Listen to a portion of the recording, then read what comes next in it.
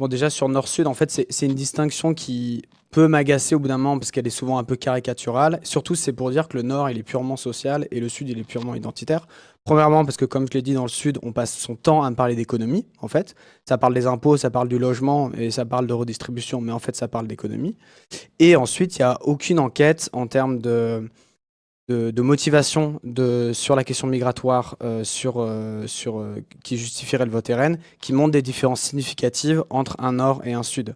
En fait, la question que moi j'appelle la question raciale, en fait, c'est ce qui soude tout l'électorat et qui est transversal en fait à l'électorat lepéniste, au Nord comme au Sud. Et par contre, c'est vrai que ça s'articule à des intérêts de classe qui sont différents. Enfin, le rejet de l'immigré, il est différent lorsqu'on est ouvrier que lorsqu'on est artisan ou commerçant, en fait. Mais ça ne veut pas dire qu'il n'y a pas de rejet d'immigrés dans les deux cas.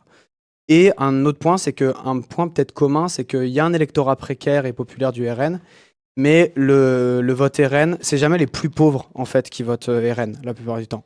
Les personnes les plus pauvres, les plus précaires, en fait, soit elles votent à gauche, soit elles s'abstiennent.